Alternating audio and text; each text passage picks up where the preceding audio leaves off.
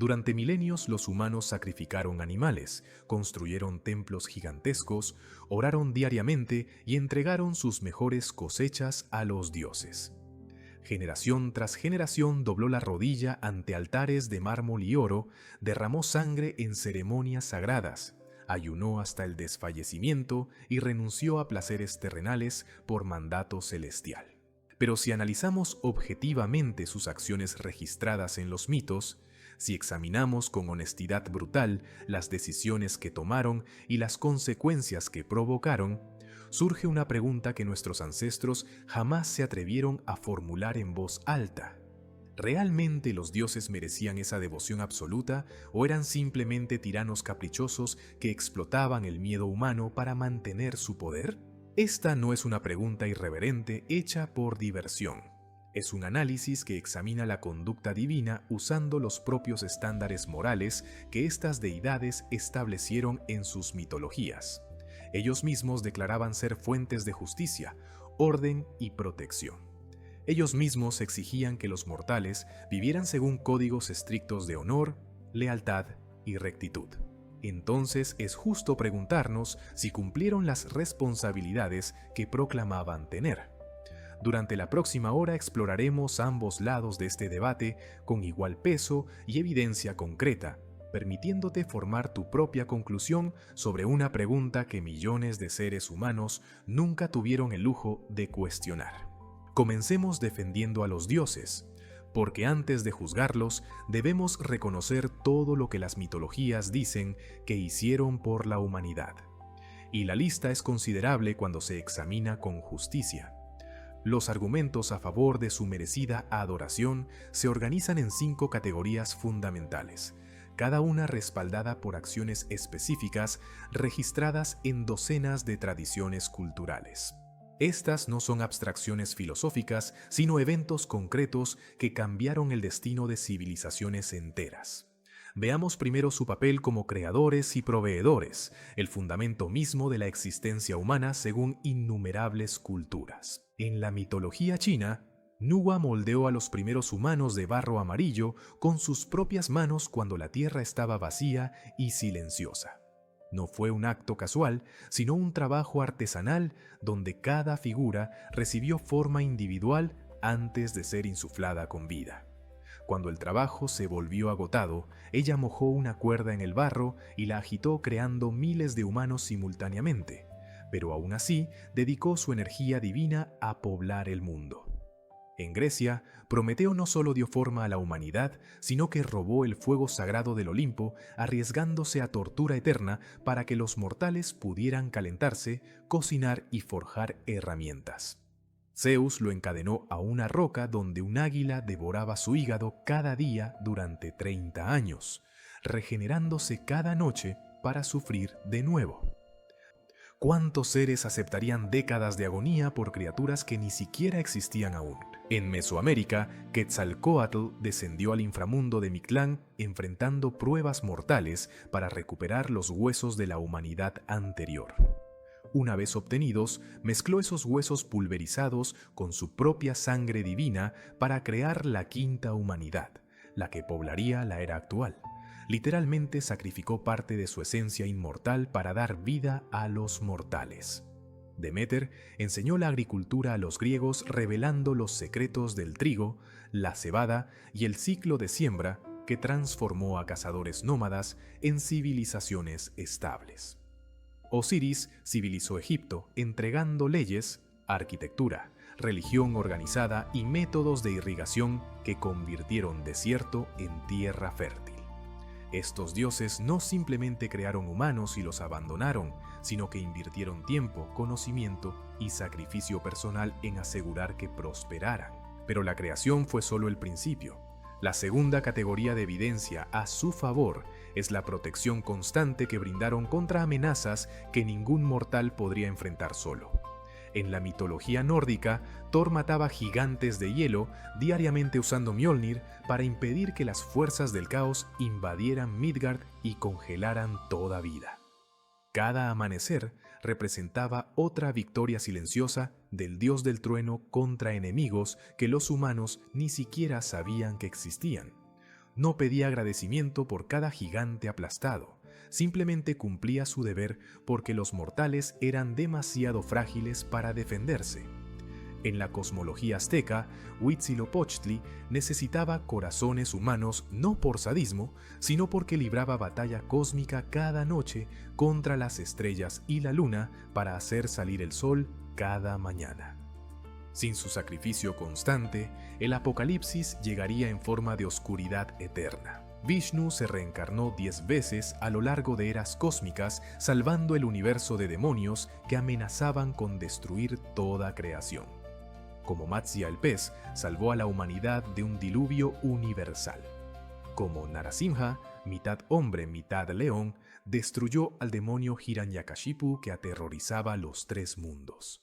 Como Krishna guió a Arjuna en la batalla de Kurukshetra que decidió el destino de reinos enteros. Cada avatar representaba la voluntad del dios de descender personalmente al plano mortal y ensuciarse las manos protegiendo la creación. Los olímpicos lucharon la gigantomaquia durante años contra gigantes que querían derrocar el orden cósmico. Los Aesir enfrentarán Ragnarok sabiendo que morirán defendiendo los 9 mundos. Los dioses egipcios combatieron repetidamente contra Apophis, la serpiente del caos que intentaba devorar la barca solar de Ra cada noche. La tercera categoría es justicia y orden moral. Los dioses no solo protegían físicamente, sino que establecieron las leyes que permitían a sociedades funcionar sin colapsar en anarquía. Los 10 mandamientos entregados en el monte Sinaí no fueron sugerencias sino código moral absoluto que definió civilización occidental durante milenios. El código de Hammurabi, aunque promulgado por un rey mortal, fue explícitamente inspirado por Shamash, dios babilonio de la justicia, quien aparece en la estela entregando las leyes al gobernante. Ma'at egipcia no era solo diosa, sino concepto fundamental de verdad, equilibrio y orden que regía desde decisiones legales hasta el peso del corazón en el juicio de los muertos. El emperador de Jade mantenía burocracia celestial meticulosa donde cada acción humana se registraba y cada alma recibía exactamente el destino kármico que sus acciones habían ganado. La cuarta categoría es intervención divina personal en las vidas de mortales específicos.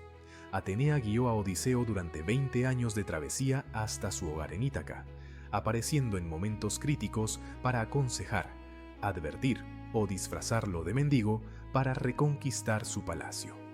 Ganesha remueve obstáculos para devotos que lo invocan sinceramente, abriendo caminos que parecían bloqueados permanentemente. Guanyin, bodhisattva de la compasión, salva de ahogamientos, incendios y ataques de bandidos a quienes pronuncian su nombre con fe genuina. Asclepio curaba enfermedades que ningún médico mortal podía tratar, incluso resucitando muertos hasta que Zeus lo fulminó por alterar el orden natural. Estos no eran actos masivos, sino atenciones individuales donde deidades inmortales dedicaban tiempo personal a ayudar humanos ordinarios. La quinta y última categoría es legado cultural intangible, pero profundo. Los mitos que estas deidades inspiraron se convirtieron en fundamento del arte, la arquitectura, la filosofía, la ciencia, la moral y el derecho que construyeron civilizaciones. El Partenón de Atenas honraba a Atenea, pero su construcción avanzó matemáticas, ingeniería y estética. Las tragedias griegas exploraban dilemas éticos usando historias de dioses y héroes como marcos seguros para cuestionar poder y justicia. Las epopeyas nórdicas definieron códigos de honor que estructuraron sociedades escandinavas durante siglos. Los templos aztecas conectaban astronomía con religión, permitiendo calendarios precisos. La filosofía confuciana dialogaba con conceptos del cielo y ancestros divinos moldeando ética china. Sin estos mitos, la humanidad habría perdido herramientas narrativas que permitieron procesar trauma colectivo, establecer identidad cultural y transmitir sabiduría acumulada. Entonces la defensa de los dioses se sostiene en fundamentos sólidos. Crearon humanidad con esfuerzo personal, la protegieron constantemente de amenazas cósmicas, establecieron sistemas de justicia que permitieron civilización, intervinieron en vidas individuales con compasión genuina y legaron estructuras culturales que trascendieron su propia adoración literal. Si un ser hizo todo esto por ti, si literalmente mezcló su sangre con barro para darte vida y luego pasó eones defendiéndote de monstruos mientras establecía leyes justas para que prosperes, ¿no merecería tu gratitud absoluta? ¿No sería ingrato negar reverencia a quien sacrificó tanto por tu existencia? Esa es la primera mitad del argumento presentada con honestidad total. Pero ahora debemos examinar el otro lado con igual rigor, porque una evaluación justa requiere escuchar ambas posiciones antes de formar juicio. Y la evidencia contra los dioses es tan específica y documentada como la evidencia a su favor. Antes de continuar con esos argumentos perturbadores, sería un honor que te unieras al Club Mitológico suscribiéndote al canal. Somos un canal nuevo y tu apoyo nos ayuda a seguir explorando estas preguntas fascinantes que desafían milenios de creencias establecidas. Ahora preparémonos para examinar por qué millones de humanos a lo largo de la historia podrían haber estado adorando a seres que no merecían su devoción. Ahora examinemos el lado oscuro de la divinidad con la misma honestidad que usamos para defenderlos. Porque si los dioses merecían adoración por sus actos benéficos, entonces debemos preguntarnos si la forfeitan por sus crímenes igualmente documentados. La primera categoría de evidencia contra ellos es inmoralidad flagrante, conductas que violan los mismos códigos morales que ellos supuestamente establecieron. Y no hablamos de errores ocasionales, sino de patrones sistemáticos de comportamiento que ningún mortal podría cometer sin enfrentar castigo severo. Los dioses disfrutaban impunidad absoluta mientras exigían pureza a sus adoradores. Zeus, rey del Olimpo y supuesto guardián de la justicia, violaba mortales con frecuencia perturbadora, transformándose en animales para engañarlas. Se convirtió en cisne para violar a Leda, en toro para secuestrar a Europa llevándola en su lomo a través del mar, en lluvia de oro para penetrar la torre donde Danae estaba prisionera.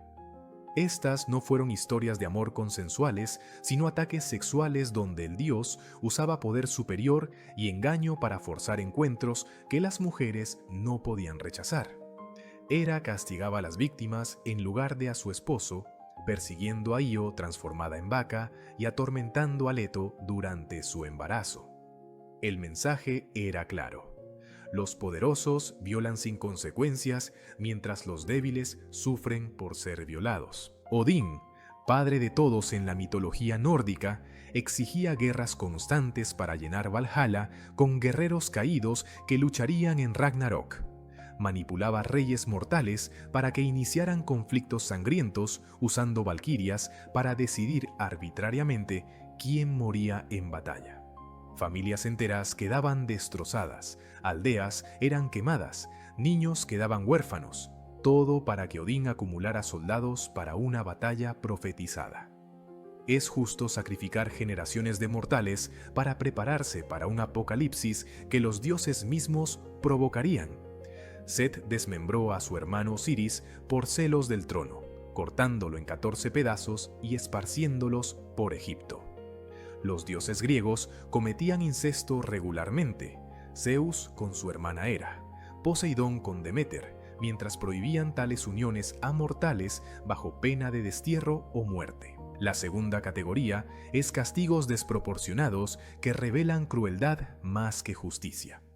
Aracne era tejedora mortal cuyo talento genuino rivalizaba con Atenea. Cuando la diosa la desafió a competencia y Aracne ganó creando tapiz que mostraba infidelidades de Zeus, Atenea la transformó en araña condenándola a tejer eternamente. El crimen de Aracne fue orgullo justificado por habilidad real y decir verdades sobre conducta divina. Su castigo fue metamorfosis permanente que borró su humanidad por ofensa que merecía quizás humillación temporal, no tortura eterna. Prometeo, encadenado durante 30 años, con Águila devorando su hígado regenerable, sufrió agonía diaria por el crimen de ayudar a la humanidad que los dioses habían creado supuestamente para proteger. Tántalo fue condenado a hambre eterna en lago, donde agua retrocedía cuando intentaba beber y ramas con fruta se alejaban cuando intentaba comer. Su castigo duraría por siempre por ofensas que incluyen servir su propio hijo como comida a los dioses para probar su omnisciencia. El crimen fue atroz, pero ¿justifica tortura infinita? Sísifo empuja roca gigante, montaña arriba eternamente, viéndola rodar hacia abajo cada vez que casi alcanza la cima, castigado por engañar a la muerte 2 veces.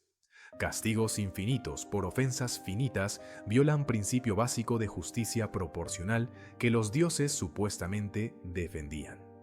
Un dios verdaderamente justo calibraría consecuencias según gravedad y duración del crimen, no impondría sufrimiento eterno por orgullo temporal. La tercera categoría es extorsión mediante miedo sistemático.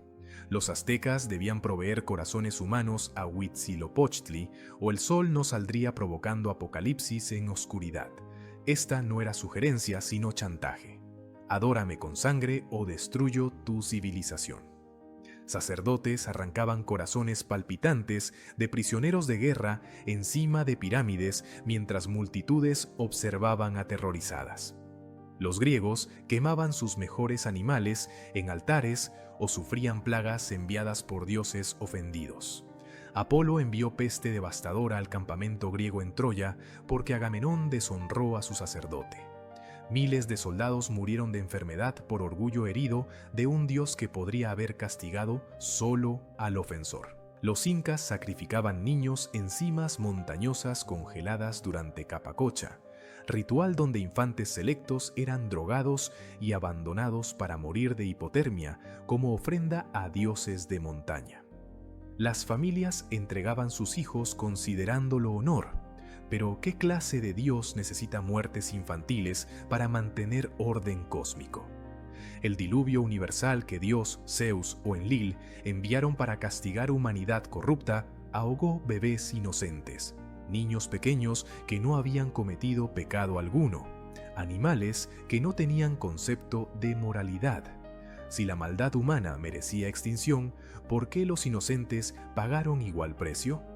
Este es chantaje divino, donde mortales viven bajo amenaza constante de aniquilación si no satisfacen caprichos celestiales. La cuarta categoría es guerras caprichosas, donde dioses convertían conflictos mortales en juegos personales. La guerra de Troya se extendió 10 años causando sufrimiento inimaginable porque Afrodita sobornó a Paris con Helena como recompensa por elegirla más bella que era y Atenea. Una competencia de vanidad divina provocó década de muerte, violación, esclavitud y destrucción de civilización entera. Dioses tomaban bandos arbitrariamente, Atenea ayudando griegos mientras Apolo defendía a troyanos, convirtiendo batalla mortal en entretenimiento olímpico. Cuando Héctor mataba a aqueos bajo protección de Apolo, Atenea intervenía para equilibrar marcador como si humanos fueran piezas de ajedrez. Atenea y Poseidón compitieron por patronazgo de Atenas, obligando a mortales a elegir entre olivo de la diosa y fuente de agua salada del dios del mar. Poseidón perdió y durante siglos castigó a Atenas con terremotos y tormentas por rechazarlo. La ciudad sufrió desastres naturales por decisión que el propio dios forzó mediante competencia. Los dioses nórdicos manipulaban genealogías mortales para crear conflictos que generaran guerreros dignos de Valhalla. Los dioses egipcios favorecían faraones específicos contra invasores igualmente humanos, decidiendo destino de naciones basándose en lealtades personales en lugar de justicia objetiva. Guerra se volvió deporte divino donde mortales morían para satisfacer egos inmortales. La quinta y última categoría es hipocresía sistemática que socava cualquier autoridad moral. Los dioses predicaban virtud mientras practicaban vicio descaradamente. Exigían fidelidad matrimonial de mortales mientras Zeus acumulaba amantes. Afrodita engañaba a Hefesto con Ares, y Poseidón perseguía cualquier ninfa que cruzara su camino. Demandaban justicia mientras actuaban arbitrariamente, castigando mortales por ofensas menores mientras perdonaban crímenes divinos atroces. Zeus fulminó a Asclepio por resucitar muertos, pero él mismo había tragado a Metis embarazada y resucitado a Dionisio, cosiéndolo en su muslo. Las reglas aplicaban solo a mortales, nunca a inmortales. Los dioses prohibían ibris, orgullo excesivo, mientras presumían constantemente de poder superior y exigían humillación ritual de adoradores. Proclamaban amar la verdad, pero castigaban mortales como Casandra, que decían verdades inconvenientes. Atenea maldijo a Casandra para que nadie creyera sus profecías verdaderas, condenándola a ver futuros desastres sin poder prevenirlos, porque la joven había rechazado avances de Apolo. El crimen de Casandra fue mantener autonomía corporal. Su castigo fue capacidad profética convertida en tortura psicológica. Los dioses establecían códigos morales para controlar mortales mientras se eximían completamente de esas restricciones. Entonces la acusación contra los dioses se sostiene en fundamentos igual de sólidos que su defensa.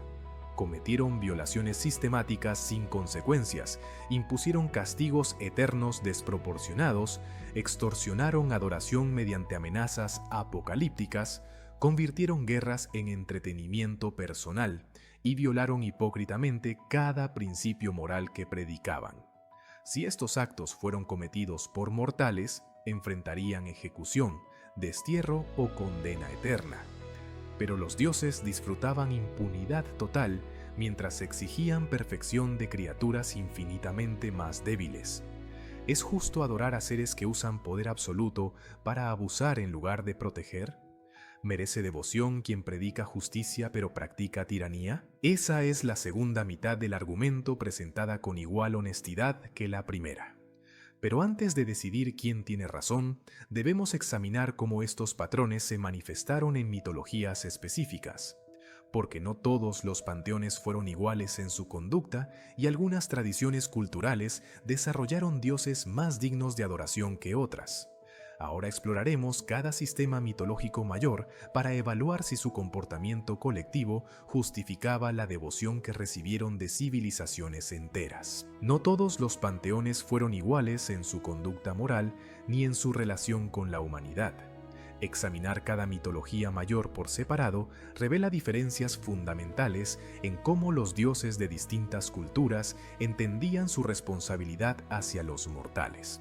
Algunos sistemas desarrollaron deidades relativamente justas y predecibles, mientras otros glorificaban el capricho divino como virtud deseable. Esta diversidad sugiere que la pregunta sobre si los dioses merecían adoración no tiene respuesta universal, sino que depende críticamente de qué dioses específicos estamos evaluando.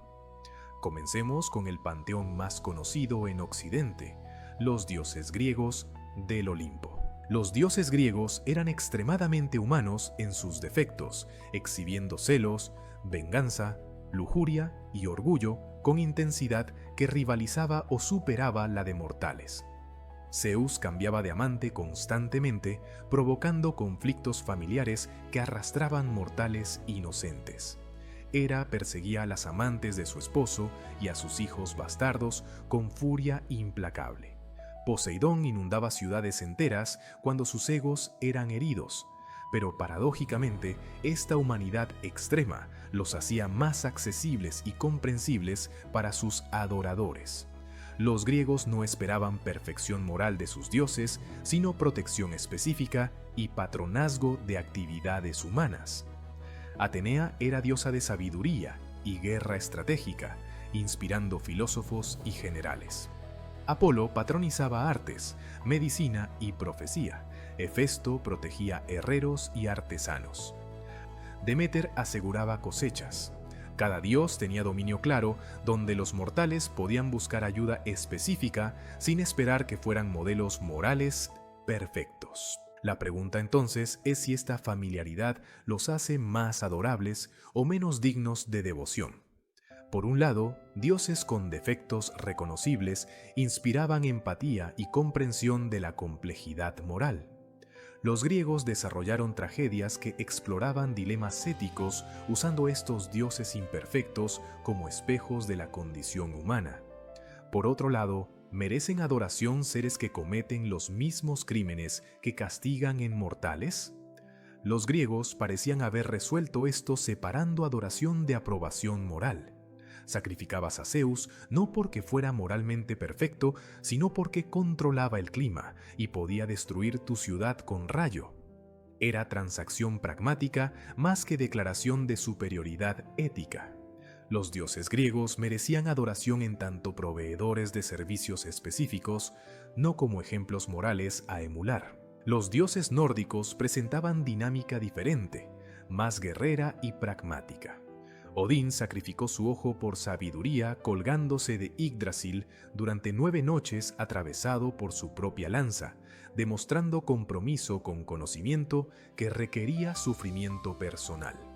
Thor mataba gigantes diariamente protegiendo Midgard sin pedir reconocimiento constante por cada amenaza neutralizada. Freya comandaba valquirias y recibía mitad de guerreros caídos en Folkvanger. Pero Odín también manipulaba mortales como piezas de ajedrez, preparando Ragnarok, iniciando guerras para reclutar Einherjar. La mitología nórdica no pretendía que sus dioses fueran moralmente superiores, sino brutalmente honestos sobre realidades de poder. Odín era dios de guerra, poesía, sabiduría y muerte simultáneamente, reflejando complejidad de existencia donde belleza y violencia coexisten. Lo fascinante de los Aesir es que sabían que morirían en Ragnarok, pero luchaban de todas formas. Odín conocía la profecía completa. Fenrir lo devoraría. Thor mataría a Jormungandr, pero moriría de su veneno. Heimdall y Loki se matarían mutuamente. Aún sabiendo esto, preparaban defensa del cosmos conscientemente, eligiendo luchar batalla perdida. Esta aceptación de mortalidad inevitable compartida con humanos creaba vínculo único entre Aesir y mortales escandinavos. Los dioses nórdicos no prometían vida eterna ni salvación, sino compañía en batalla contra caos inexorable. ¿Merecían adoración? Quizás sí, no por superioridad moral, sino por valentía de enfrentar destino inevitable, protegiendo mundos que eventualmente caerían. Era código guerrero donde honor residía en luchar bien sabiendo que perderás, y mortales encontraban ese concepto digno de devoción. Los dioses egipcios giraban alrededor de Maat, concepto de orden, verdad, balance y justicia cósmica que regulaba todo desde órbitas planetarias hasta conducta humana. Ra atravesaba el cielo diariamente en barca solar, manteniendo ciclo día-noche contra ataques de Apophis. Osiris gobernaba Duat, juzgando almas según peso de sus corazones contra pluma de Maat. Thoth registraba veredictos con precisión escriba. Los egipcios desarrollaron uno de los sistemas morales más sofisticados de la antigüedad, basándose en esta idea de balance universal. Pero Ra también abandonó humanidad cuando envejeció, enviando a Sekhmet a masacrar mortales que conspiraban contra él. La diosa león embriagada de sangre casi extermina la especie, hasta que Ra la engañó con cerveza roja, haciéndola dormir. Entonces los dioses egipcios mantenían orden cósmico fundamental, pero no toleraban rebelión mortal. El contrato era claro. Humanos mantienen Maat en tierra mediante rituales y conducta justa. Dioses mantienen Maat en cielos mediante batallas contra caos. Cuando humanos rompían acuerdo, castigo era genocidio evitado solo por arrepentimiento divino tardío. ¿Merecían adoración? Egipcios pensaban que sí, porque alternativa era colapso del cosmos en caos primordial. La cuestión no era si los dioses eran buenos o malos, sino si universo podía funcionar sin ellos. Y mitología egipcia respondía enfáticamente que no. Sin Ra el sol no saldría, sin Osiris las almas vagarían eternamente, sin Thoth el conocimiento se perdería. Adoración era reconocimiento de dependencia existencial más que aprobación moral de conducta divina. Los dioses aztecas presentan el caso más controversial. Huitzilopochtli requería corazones humanos arrancados de cuerpos vivos para combatir Tzitzimimé y estrellas cada noche, haciendo salir el sol cada amanecer. Tlaloc exigía sacrificios de niños para enviar lluvias. Xipetotec demandaba que sacerdotes vistieran pieles de sacrificados durante 20 días. Desde perspectiva moderna, estos requerimientos parecen sadismo puro. Pero cosmología azteca sostenía que el quinto sol, la era actual, solo continuaba existiendo mediante sacrificio constante. Los dioses mismos se habían sacrificado en Teotihuacán para crear sol y luna. Quetzalcóatl mezcló su sangre con huesos creando humanidad. La deuda de sangre era recíproca. Dioses murieron creando mundo, humanos deben morir manteniéndolo. ¿Justifica esto sacrificio humano masivo?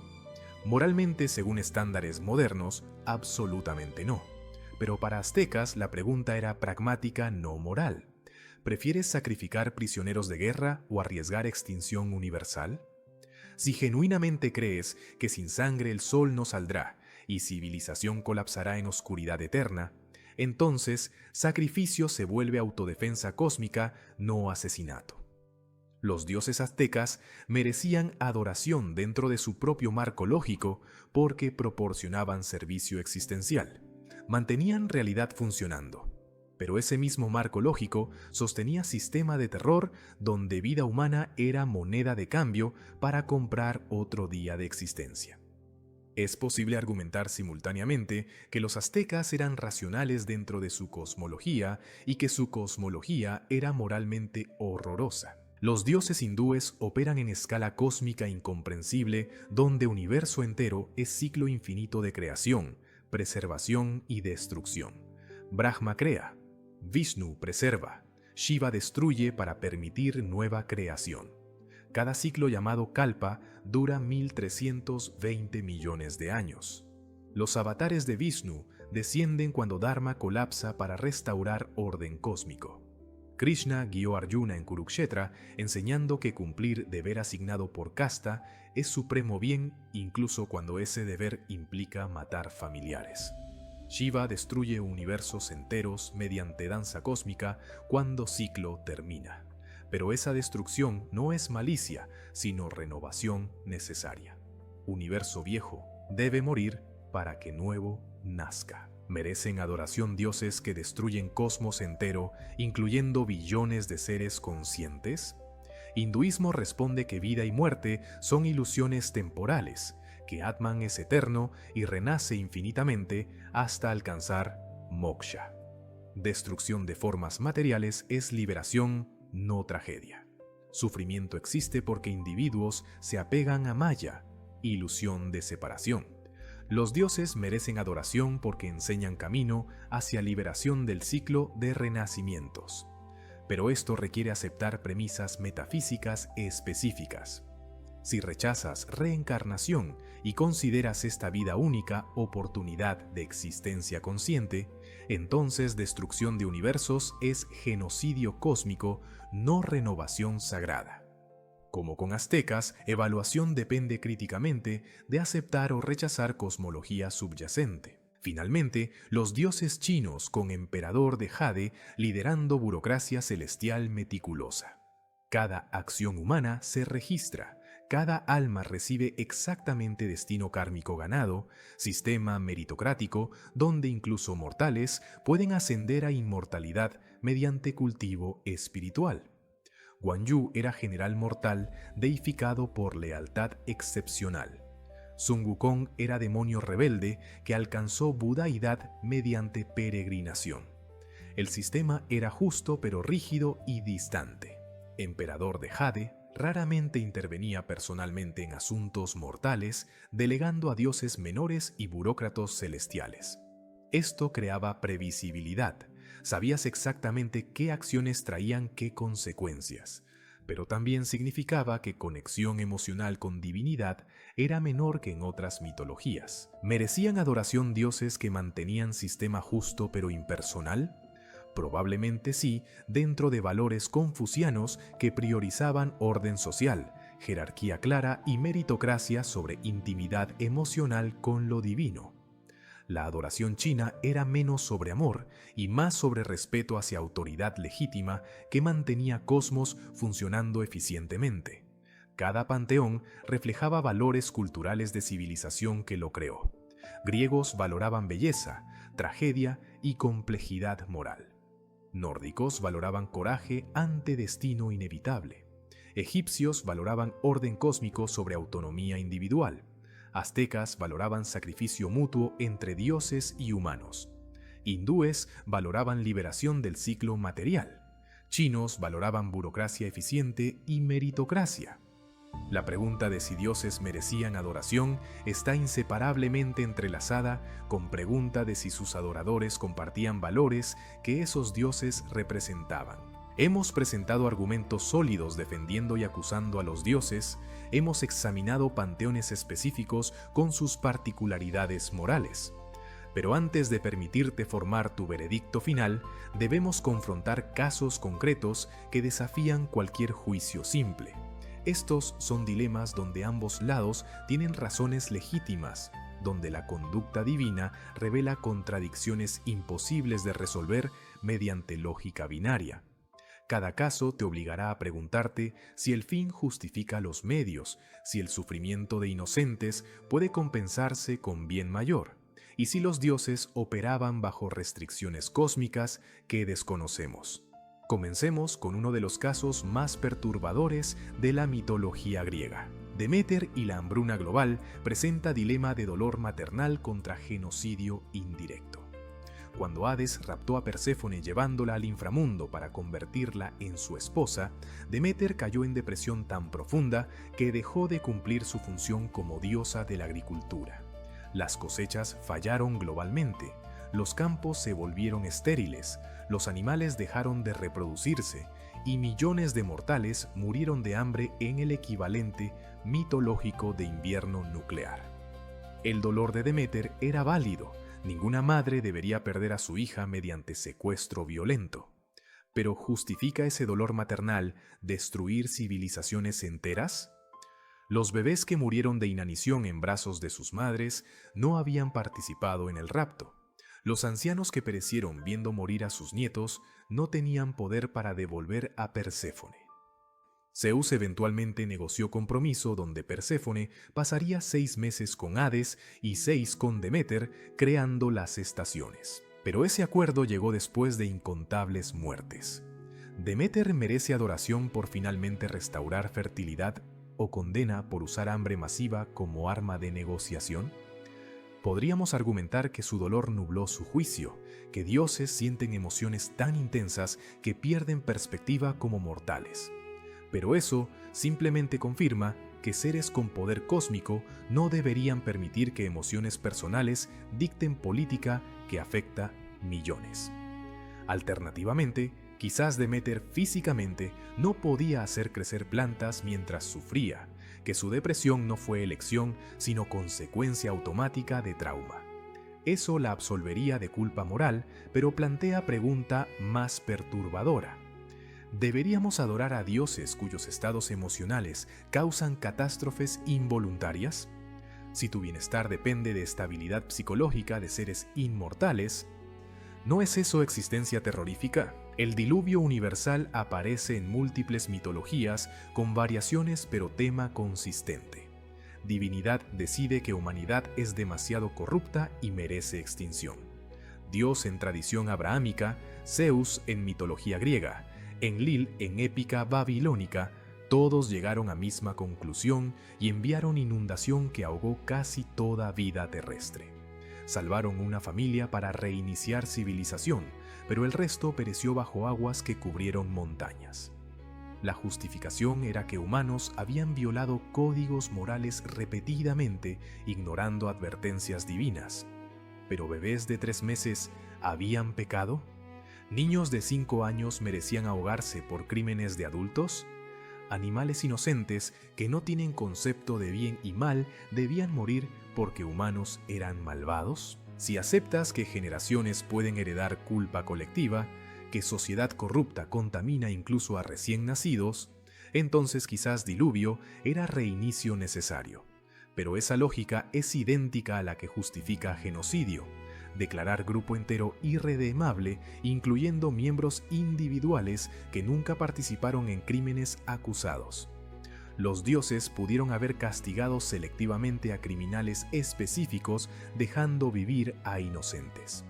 Su elección de extinción masiva sugiere que valoraban eficiencia sobre justicia individual, que resetear mundo entero era más simple que juzgar caso por caso. ¿Es ese pragmatismo brutal adorable o despreciable? La respuesta cambia, dependiendo de si crees que fin justifica medios, si salvar futura humanidad justifica masacrar presente humanidad inocente. El caso de Job y la apuesta divina es quizás el más moralmente problemático de tradición abrahámica. Dios permite que Satanás torture a Job, matando sus 10 hijos, destruyendo su riqueza, cubriéndolo con llagas dolorosas. Todo para ganar apuestas sobre si Job mantendrá fe bajo sufrimiento extremo. Job era hombre justo que no había pecado. El propio Dios lo declara perfecto. Sus hijos eran inocentes, pero murieron como piezas de experimento teológico para demostrar puntos sobre lealtad humana. Eventualmente Dios restaura riqueza de Job y le da nuevos hijos, como si hijos fueran reemplazables y compensación material curara trauma de perder familia. La narrativa presenta esto como final feliz, donde fe es recompensada, pero los 10 hijos originales permanecen muertos. Ellos no pecaron, no apostaron, no consintieron participar en prueba. Simplemente murieron porque su padre era tan virtuoso que llamó atención divina. ¿Qué clase de Dios omnipotente necesita demostrar algo a Satanás mediante tortura de inocentes? Si ya conoce resultado porque es omnisciente, entonces experimento era innecesario y cruel. Si no conocía resultado, entonces no es omnisciente y su autoridad moral se debilita. Job mismo cuestiona esto, demandando explicación por sufrimiento inmerecido. La respuesta de Dios esencialmente es: yo creé el universo, tú no entiendes mis razones, acepta mi autoridad sin cuestionar. Ese no es argumento moral, sino declaración de poder. ¿Merece adoración quien responde cuestionamiento legítimo con intimidación cósmica? Hércules representa caso de doble victimización donde castigo divino se impone por crimen cometido bajo locura divina. Hera odiaba a Hércules por ser hijo bastardo de Zeus, así que lo enloquece temporalmente, causando que mate a su esposa Megara y sus 3 hijos en estado psicótico. Cuando Hércules recupera conciencia y ve lo que hizo, queda destrozado. Busca oráculo de Delfos que le ordena servir a primo Euristeo durante 12 años, completando 12 trabajos como penitencia. Estos trabajos incluyen matar hidra, capturar jabalí, limpiar establos, robar ganado, trabajos que casi lo matan repetidamente. La pregunta obvia es: ¿por qué Hércules debe ser castigado por crímenes cometidos bajo locura que Hera causó? Él era víctima, no victimario. Hera debería ser castigada por asesinato y por maldecir inocente, pero los dioses griegos no se castigan entre sí, solo mortales son castigables. Entonces Hércules sufre doblemente. Primero pierde familia mediante manipulación divina. Luego debe arriesgar vida durante 12 años como pago por asesinatos que Diosa le forzó cometer. Esto no es justicia bajo ningún código moral racional. Es victimización sistemática donde mismo individuo sufre consecuencias de crimen que otro cometió usando su cuerpo. Los dioses pudieron haber exonerado a Hércules reconociendo circunstancias atenuantes. Eligieron no hacerlo porque mantener apariencia de justicia era más importante que justicia real. ¿Eso merece adoración? Ifigenia sacrificada presenta dilema de vida humana como moneda de cambio por servicios divinos. Agamenón ofendió a Artemisa matando ciervo sagrado en bosque de la diosa. Como castigo, Artemisa detuvo todos los vientos, impidiendo que flota griega navegara hacia Troya. El ejército estaba varado, la campaña no podía comenzar. Miles de guerreros consumían provisiones esperando. Profeta dijo que único modo de apaciguar a Artemisa era sacrificando a Ifigenia, hija de Agamenón. El rey enfrentaba elección imposible: matar a hija inocente o abandonar guerra provocando deshonra y posible rebelión de aliados. Eligió sacrificio, engañando a Ifigenia, diciéndole que se casaría con Aquiles, llevándola al altar donde el sacerdote cortó su garganta. Algunas versiones dicen que Artemisa sintió compasión de último momento y sustituyó a Ifigenia con siervo, llevándola a Táuride como sacerdotisa. Pero incluso en versiones misericordiosas, Artemisa exigió ese terror. Permitió que familia sufriera, creyendo que niña moriría. La pregunta central es: ¿tienen los dioses derecho moral de exigir vidas humanas como pago por servicios meteorológicos?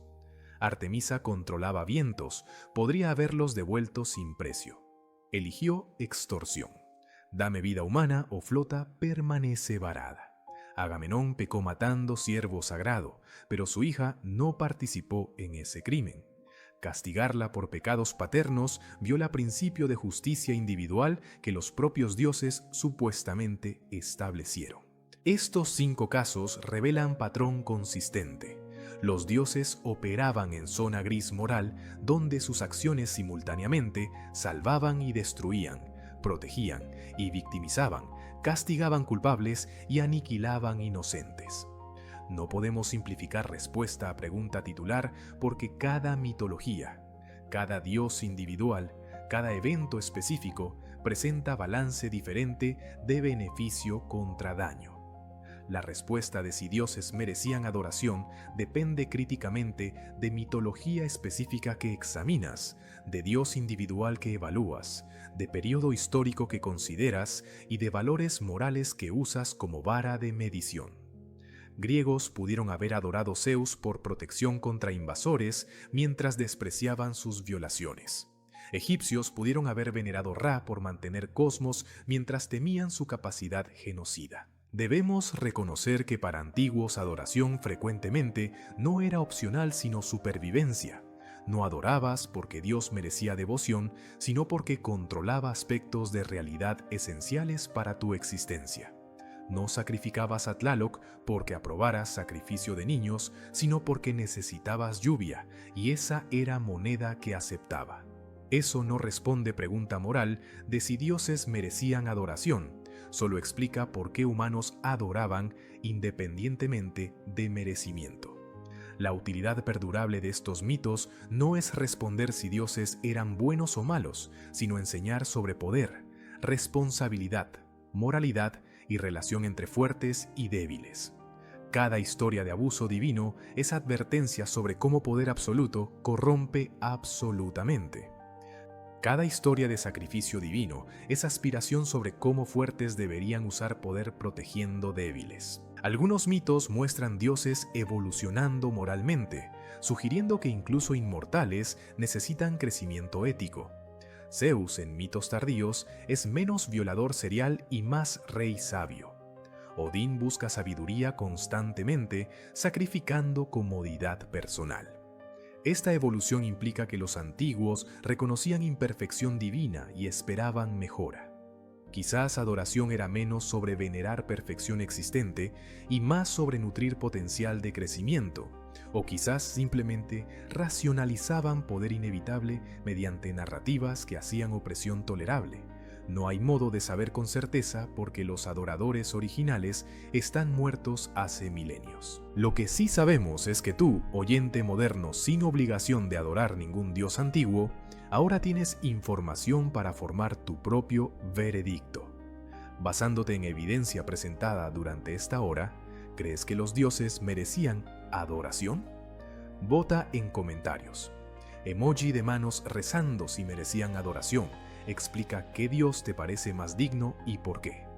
Emoji de X si no merecían adoración, di cuál dios fue Laurerin el peor y qué hizo que te parece imperdonable. Respeta opiniones ajenas porque no hay respuesta incorrecta.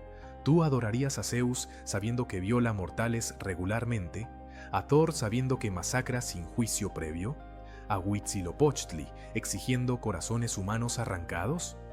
Defiende tu posición explicando qué acción divina específica cruza línea entre poder justificado y tiranía inexcusable. Antes de despedirme, si este análisis te hizo pensar diferente sobre mitología, suscríbete al canal para apoyar nuestro club mitológico. Somos canal nuevo explorando preguntas que desafían milenios de creencias establecidas, y tu apoyo hace posible continuar estas conversaciones. Gracias por acompañarnos durante esta hora examinando moralidad divina, y recuerda, cuestionar no es irrespetar, sino honrar el don humano del pensamiento crítico, que quizás sea el mayor regalo que los dioses nos dieron, si es que fueron ellos quienes lo dieron.